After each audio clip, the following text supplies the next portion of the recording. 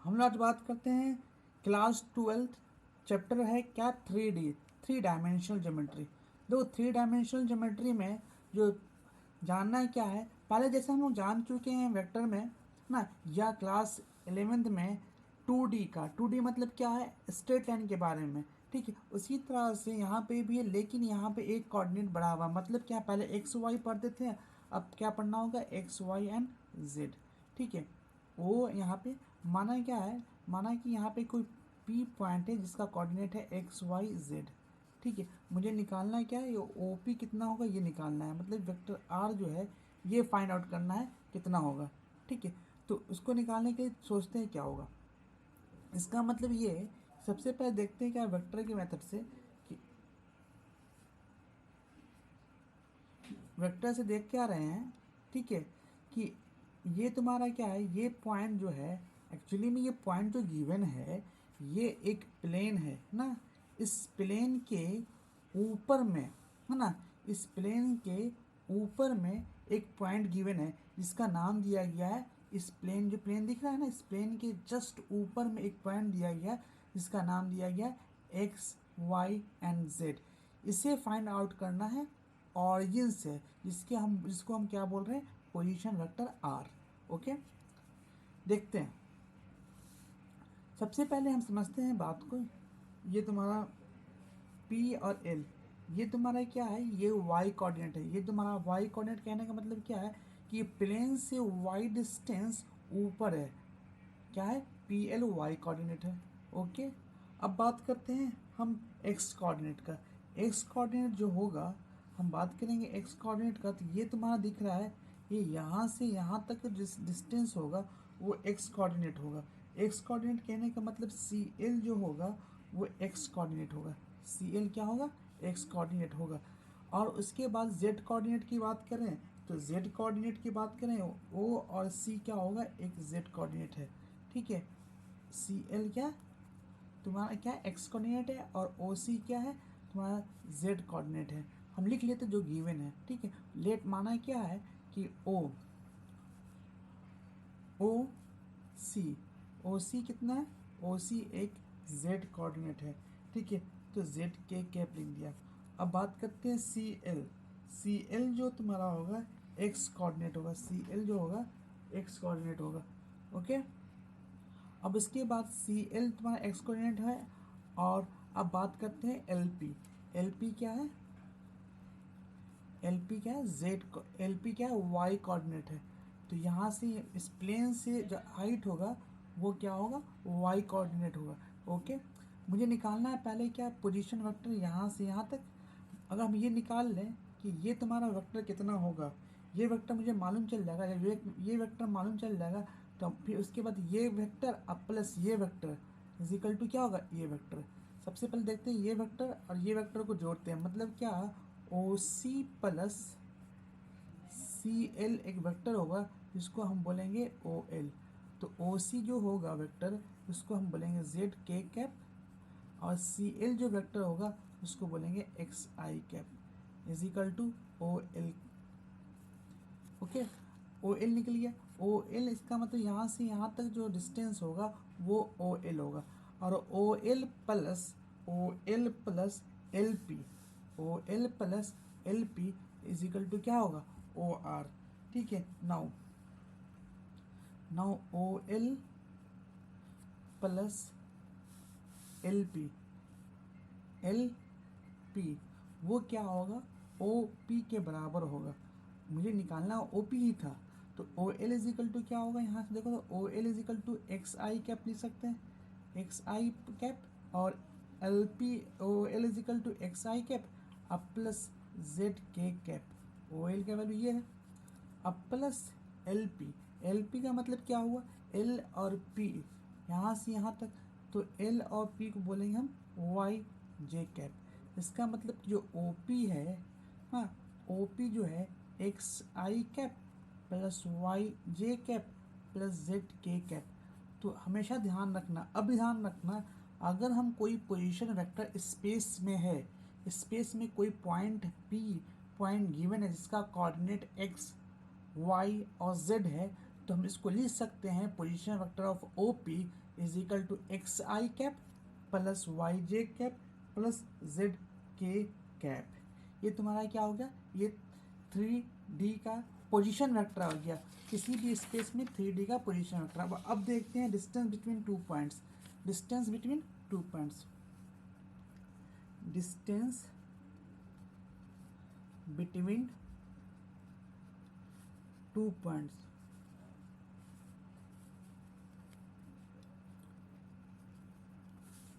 देखना चाहते हैं डिस्टेंस बिटवीन 2 पॉइंट्स। समझते हैं बात को। Distance between 2 points, distance between 2 points माना क्या है कि एक पॉइंट है, ठीक है, यहाँ पे इसका नाम दिया बी, और जो वेक्टर है उस वेक्टर का नाम दिया बी वेक्टर। दूसरा पॉइंट यहाँ पे गिवन है, ठीक है, जिसका नाम दिया ए, और जो पोजीशन जो वेक्टर का गिवन है वो पॉइंट क्या दिया, वेक्टर ए दिया है, ठीक है। तो मुझे निकालना है क्या, बी ए। तो बी ए वेक्टर को हम जानते हैं vector A minus vector B लिख सकते हैं। वेक्टर ए इसका मतलब क्या होगा, B A is equal to vector A का मतलब क्या होगा, ए का मतलब क्या होगा, ये वेक्टर क्या होगा, ए होगा। ए का मतलब क्या होगा, मान लो कोई वेक्टर ए है जिसका नाम दिया गया है x2 I cap plus y2 J cap और z2 के कैप। उसी तरह से वेक्टर बी का नाम दिया गया होगा ना, वेक्टर बी का नाम दिया गया, मतलब वेक्टर बी का जो गिवन होगा वो x1 I cap and then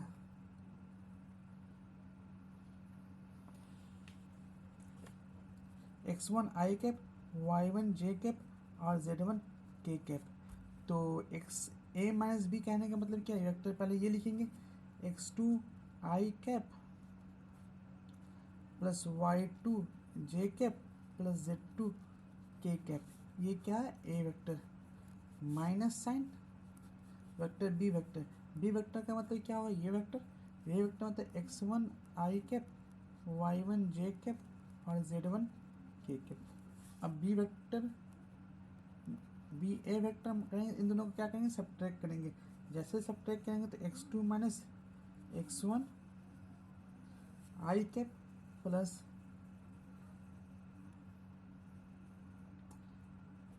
y2 minus y1 J cap, इसी तरह से z2 माइनस z1 के कैप। अब निकालना है क्या, ये वेक्टर हो गया, कौन सा वेक्टर हुआ, बी ए वेक्टर हो गया। तो B A vector position vector of A minus position vector of B A vector निकल गया। अब निकालना है क्या है, बी ए का मैग्नीट्यूड निकालना है। क्या निकालना है, बी ए का मैग्नीट्यूड। तो बी ए का मैग्नीट्यूड निकालने के लिए क्या करेंगे, बी ए का मैग्नीट्यूड निकालने के लिए सबसे पहले क्या करते हैं कि आई के कोएफिशिएंट का whole square, x2 minus x1 का whole square plus y2 minus y1 का होल स्क्वायर और प्लस z2 माइनस z1 का whole square, z2 minus z1 का होल स्क्वायर। ये जैसे हम लोग पढ़ा था, याद होगा क्लास 10th में भी इस चीज़ को पढ़ा है, क्लास 11th में पढ़ा है, जिसको हम हिंदी मीडियम में पढ़ा था दूरी सूत्र से, और इंग्लिश मीडियम वाले बच्चे पढ़े थे डिस्टेंस फार्मूला, ठीक है। तो x2 माइनस x1 का whole square plus y2 minus y1 का whole square plus z2 minus z1 का होल स्क्वायर। या तो कुछ बच्चे ऐसे भी पढ़े होंगे, ठीक है। क्या होगा, x1 माइनस x2 का whole square plus y1 minus y2 का whole square plus z1 minus z2 का होल स्क्वायर। ये डिस्टेंस फार्मूला इस तरह से भी क्वेश्चन में पढ़े होंगे आप लोग। खैर, ये तुम्हारा हो गया डिस्टेंस फार्मूला। अब आगे बढ़ते हैं, अब बात करते हैं डायरेक्शन कोसाइन, ठीक है। डायरेक्शन कोसाइन के बारे में बात करते हैं, क्या होता है डायरेक्शन कोसाइन, ठीक है। देखते हैं ध्यान से, बहुत इंपॉर्टेंट पॉइंट है ये, मतलब बहुत इंपॉर्टेंट टॉपिक है डायरेक्शन कोसाइन। डायरेक्शन कोसाइन के बारे में समझते हैं, क्या होता है डायरेक्शन कोसाइन, समझते हैं। देखते हैं, मान लो कि कोऑर्डिनेट है ना, ये कोऑर्डिनेट मान लिया, ये एक्स कोऑर्डिनेट मान लेते हैं, ये क्या वाई कोऑर्डिनेट है, और ये क्या है जेड कोऑर्डिनेट है, ठीक है। अब डायरेक्शन कोसाइन का मतलब ये हुआ कि डायरेक्शन बताना है कॉस के फॉर्म में। तो अगर हम मान लो ये पॉइंट P है, वो कोऑर्डिनेट गिवन है P point x, y, z, ठीक है। ये जो x comma y comma z दिख रहा है, ये कुछ ना कुछ एंगल बनाया होगा किसके साथ, x एक्सिस के साथ। तो मुझे चाहिए ये जो एंगल है वो x के डायरेक्शन में कितना बनाया, ठीक है, x के डायरेक्शन में कितना बनाया। उसी तरह से ये जो लाइन दिख रहा है ओ पी, वो एंगल बनाया होगा y के साथ, इसको हम बीटा बोल रहे हैं। तो ये तुम्हारा ये जो बीटा एंगल बनाया है लाइन ओ पी, ये y डायरेक्शन में कितना बनाया, क्या है, ठीक है, y डायरेक्शन में निकालना पड़ेगा। उसी तरह से ये z डायरेक्शन में क्या बनाया होगा, ये निकालना होगा। इसको हम गामा एंगल देंगे, क्या देंगे, गामा एंगल देंगे। ओके, तो यहाँ पे क्या है, cos alpha, cos beta, cos gamma are called direction cosine. ये क्या कहलाएंगे, डायरेक्शन कोसाइन कहलाएंगे, direction cosine. Okay, of line, of lines, lines of the lines, of the lines and क्या लिख सकते हैं, and direction cosine denoted as कैसे denote कर सकते हैं, L is equal to cos alpha और M is equal to cos beta and gamma is equal to L M and N is equal to cos gamma. Important ध्यान रखना, ये जो denote है L is equal to cos alpha, Y is equal to cos beta, sorry L is equal to cos alpha, M is equal to cos beta और N is equal to cos gamma.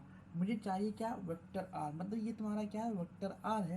तो vector R का magnitude निकाल सकते हो, very easy, बहुत easy. कैसे निकालेंगे, OP का मैग्नीट्यूड, और OP मुझे पता है क्या होता है, x i cap plus y j cap plus z k cap. यहाँ OP का मैग्नीट्यूड निकालना है, इसलिए जो I का कॉफिशिएंट है उसका स्क्वायर करेंगे, उसी तरह से J के कॉफिशिएंट का स्क्वायर, उसी तरह से Z के कॉफिशिएंट का स्क्वायर करेंगे। ये तुम्हारा OP निकल गया, ठीक है। मुझे चाहिए कॉस अल्फा, कॉस अल्फा मतलब क्या, परपेंडिकुलर बाई इसका परपेंडिकुलर क्या होगा, सॉरी बेस बाई हाइपोटेनस। तो इस बेस इसको क्या है, क्या O, और मान लो कुछ बेस होगा, तो ये तुम्हारा बेस क्या होगा, इसका x होगा, x डायरेक्शन में बात करें इसलिए x होगा। तो x और r क्या है, इसका हाइपोटेनस, इसका x बाई आर, ठीक है।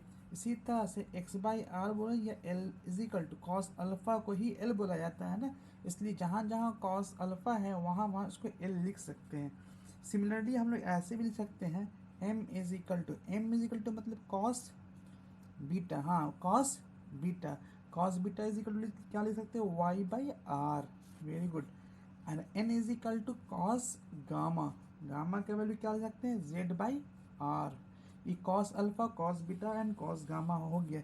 इसको इस तरह से भी लिख सकते हैं, एक्स इज इक्वल टू या एल इज इक्वल टू, लिख क्या सकते हैं, L is equal to x by R भी लिख सकते हैं, m is equal to y by R भी लिख सकते हैं, और n is equal to z by R भी लिख सकते हैं। तो डायरेक्शन कोसाइन का मतलब ये हुआ, कॉस के साथ x डायरेक्शन में वह एंगल का क्या वैल्यू है वो निकालना होता है। कॉस अल्फा निकालना होता है, कॉस बीटा निकालना होता है, कॉस गामा निकालना होता है, यही डायरेक्शन कोसाइन कहलाता है। ओके, अब जैसा हम लोग जानते हैं, हम करते हैं क्या है, स्क्वायरिंग करते हैं, तीनों को ऐड करके देखते हैं क्या होता है, ठीक है। मतलब ये L square plus M square plus N square करके देखते हैं क्या होता है। तो L मतलब क्या, x square plus y square by r square plus z square by r square. इसका मतलब क्या, L square plus M square plus N square is equal to r square, तीनों में हम बाहर निकाल लिया, इसलिए x square plus y square plus z square. अब L square plus M square plus N square जो होगा, ये पूरा का पूरा क्या है, आर स्क्वायर के बराबर होगा। अब इसको r square by r square कर देंगे तो क्या होगा, 1 हो जाएगा। मतलब ये कहने का, हमेशा ये पॉइंट याद रखो कि L square plus M square plus N square is equal to 1। ये की पॉइंट है डायरेक्शन कोसाइन का, ठीक है। अब नेक्स्ट क्लास में हम लोग पढ़ेंगे डायरेक्शन रेशियो। अब फिर से एक बार रिपीट कर रहे हैं, हमने पढ़ा क्या है, हमने सिंपल सा ये पढ़ा कि जो डायरेक्शन कोसाइन है वो एक्स एक्सिस का क्या एंगल बन रहा है ना, एक्स एक्सिस के साथ क्या एंगल बना रहा है, वाई एक्सिस के साथ क्या एंगल बनाया, और जेड एक्सिस के साथ एंगल क्या बनाया, कॉस के साथ, इसलिए cos alpha, cos beta and cos gamma निकाला। अब इसको क्या करते हैं, आर जो है उसका मैग्नीट्यूड निकाल लिया, मैग्नीट्यूड निकालने के बाद कॉस अल्फा जो लगा दिया, क्या बेस बाय हाइपोटेनस, यहाँ से क्या एल एम और एन निकल गया। अब इसके बाद क्या कर दिया, तीनों को स्क्वायर करके ऐड कर दिया, तीनों को स्क्वायर करके ऐड करने पे क्या आया, l square plus n square is equal to 1। मतलब ये आपको ये काफ़ी इंपॉर्टेंट है, बहुत ज़्यादा यूज़फुल है और एप्लीकेशन पॉइंट ऑफ व्यू से भी काफ़ी इंपॉर्टेंट है। ये तुम्हारा क्या हो, डायरेक्शन क्वेश्चन। इससे पहले जो डिस्कशन किया था, इससे पहले हमने डिस्कशन किया 3D के बारे में। 3D मतलब क्या होता है, क्या है, एक प्लेन है जो एक्स एक्सिस, वाई एक्सिस और जेड एक्सिस के साथ हम मेजरमेंट करते हैं किसी भी पॉइंट को। ओके, तो यहाँ पे जो पॉइंट निकला था कि ओपी पॉइंट जो है वो एक्स आई प्लस वाई जे प्लस जेड के ये निकला। उसके बाद हमने क्या डिस्टेंस फार्मूला देखा, डिस्टेंस फार्मूला में क्या देखा कि बी ए का जो मैग्नीट्यूड होगा वो बी ए का मैग्नीट्यूड होगा, जैसे हम लोग पढ़ा था क्लास 10th में, x2 माइनस x1 का whole square plus y2 minus y1 का होल स्क्वायर। वहाँ पे सिर्फ और सिर्फ 2 कोऑर्डिनेट एक्सिस था, जबकि यहाँ पे 3 कोऑर्डिनेट एक्सिस है, इसलिए x2 माइनस x1 का whole square plus y2 minus y1 का whole square plus z2 minus z1 का होल स्क्वायर, ये तीनों यहाँ पे आएगा। आज के लिए इतना ही, नेक्स्ट क्लास में हम डायरेक्शन रेशियो के बारे में पढ़ेंगे।